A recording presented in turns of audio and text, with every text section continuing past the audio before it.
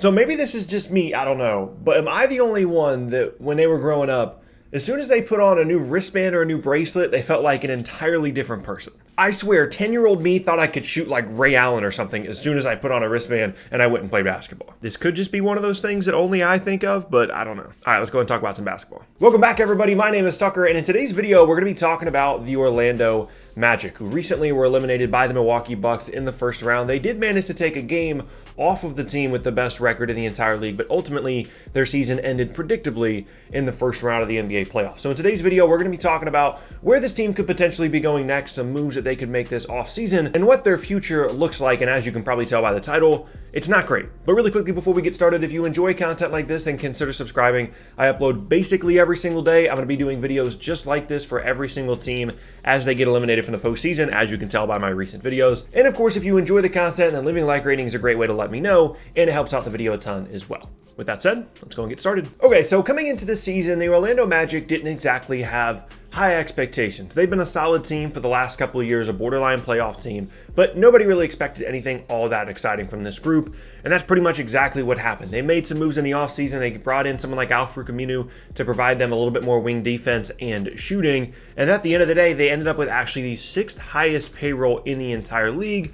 But unfortunately, that did not allow them to move up in the standings. And as I said, they were eliminated in the first round in a near sweep by the Milwaukee Bucks. And as we go into the offseason now, they do have a couple of, I guess, significant free agents. You've got DJ Augustin, who has been a good guard for them the last couple of years, who will need a new contract. Michael Carter-Williams, who has been in the rotation at times, will need a new deal. And Gary Clark as well, who was starting for them in the postseason. So those are really the only, I guess, key guys in terms of free agency for this group. And that tells you that they can do pretty much the exact same thing next year if they want to. They can run it back with this group, as is the case for a lot of the teams that we've covered to this point in this series. And the other positive to this is the fact that if you do want to keep running it back, Nikola Vucevic is signed through the summer of 2023, and Aaron Gordon is on a long-term deal as well. So you won't need to make significant roster moves in terms of extensions at the top of this roster for the Magic if you want to run it back. But of course, if you're bringing back this roster and this coach, you're basically just saying that you're okay with another 7th, 8th seed borderline playoff finish,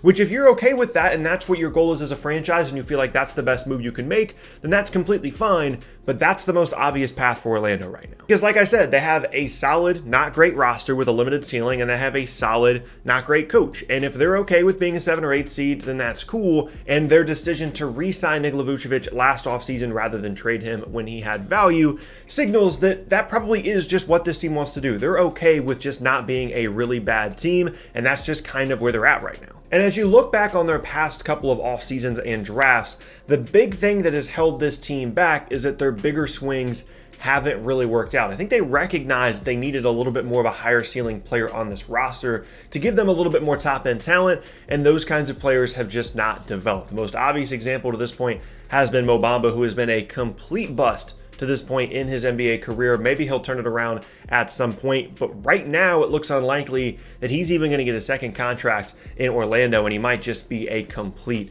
bust at the top of the draft. In terms of some other moves, they brought in Markelle Fultz, who's an extreme buy low candidate, but he doesn't look like he's going to turn into anything other than just a solid NBA guard, which, given his injury history and all the things he struggled with at the beginning of his career, is an accomplishment. But Markelle Fultz isn't going to turn out to be some kind of all-star caliber player all of a sudden for Orlando. And then the last piece of this, of course, is my favorite player on the entire roster, and it's Jonathan Isaac. And unfortunately for him, and this continued in the bubble, he just cannot stay on the floor and he can't stay healthy. Had a pretty serious knee injury in the bubble that has put really the rest of his time in Orlando in question here, as we're going to get into throughout the rest of this video. This guy, when healthy, has the tools to be one of the best individual defenders in the entire league, potentially the best individual defensive player you can have on the court in the entire league. That's the kind of skill set, the potential, the upside, the ceiling that Jonathan Isaac has when he's on the floor.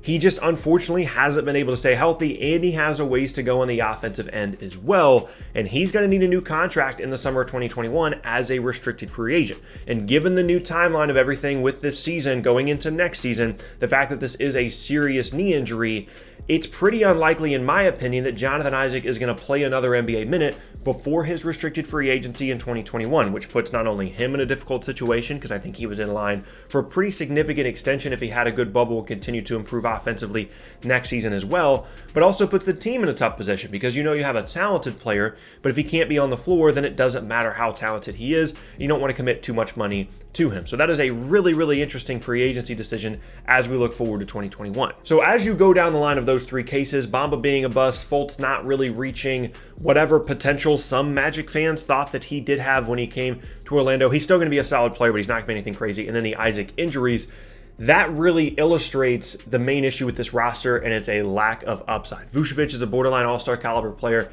Aaron Gordon's a fine player. Jonathan Isaac, we already talked about him, but there's no guy here, right? Like, there's no all-NBA guy on this roster. There's not multiple all-stars on this roster, and without that in the modern NBA, it's really difficult to push towards a top 4 or 5 finish in either conference. So what does that mean? Well, it means that they probably either need to just be okay with being a 7 or 8 seed, or they need to make some roster changes. And if they wanted to start to try and break things down and trade away some of their other pieces and go younger, the one thing I will say about this Magic roster is I do think that they have value. Vucevic is a good enough floor spacer to be a potential third option for a team if they need a big. I don't know if they'd be looking to trade him at this point so soon after re-signing him, and I don't know truly what his value would be on the open market, but it's not like he's just your typical rim running big. He has plenty of skill that he can be a solid scoring option alongside a couple of other really, really good players, so I think he has value there. Aaron Gordon is still a young player as well, with a contract that is declining in overall salary over the next couple of seasons. I'd imagine they'd want to keep him, but if they did want to move him and go really, really young and completely reset, he should have some value. And even a guy like Evan Fournier, who's a solid combo guard that can score on or off the ball, isn't going to be a great defender, isn't going to do a ton of things outside of scoring points, but he does have value just because of his ability to score and shoot a little bit as well. So if they wanted to go in that direction, I think there are some assets that they could flip. But the problem with the Magic potentially rebuilding and resetting their roster is they don't really have a guy to build around. Ideally, when you reset, you want to start a rebuild to the extent that the Magic are going to have to if they want to be anything other than a 7 or 8 seed. Typically, you want to have a guy to build around or a high draft pick to draft a guy to build around. And right now, Orlando just doesn't have that unless they receive one via a trade. So that's a real difficulty for this team, is even if they did say, you know what, I'm tired of being stuck in the middle, let's just go ahead and trade Vucevic, Gordon, whoever.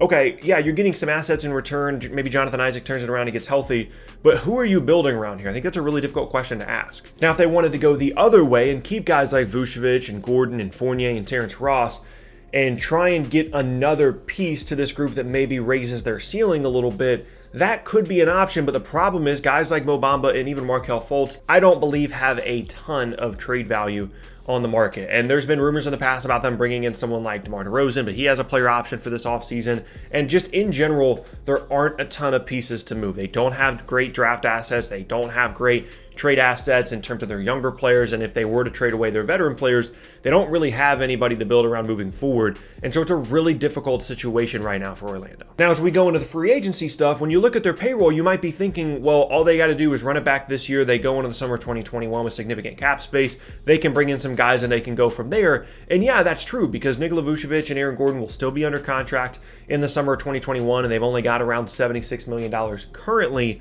committed to that offseason. But the problem there is Jonathan Isaac and Markelle Fultz will both need new contracts. And if Isaac isn't healthy, maybe you can get either a discount on his deal or you let him walk, which would be really unfortunate. I certainly would not advocate for that at all. But if the Magic are just completely scared off by the injury stuff, I guess I could see them taking that path. But more realistically, they're going to want to bring back Fultz and Isaac on some kind of deal. And that's not going to soak up all of their cap space, but it's going to take up a significant amount of it. And yeah, in the summer of 2021, maybe they can bring in somebody that can potentially raise the ceiling of this team. But also keep in mind, that's a summer in which a lot of teams are going to have money and chasing big time free agents. And so there's not going to be much left over for teams with kind of a middling amount of salary cap space in that offseason, assuming they bring back Isaac and Fultz the way that the Magic are going to have. So it's definitely a weird situation right now in Orlando. I could see a scenario in which they try and move some of their younger players and bring in another piece to try and push a little bit further up in the Eastern Conference standings. I could see a scenario in which they dump everybody and try and completely reset,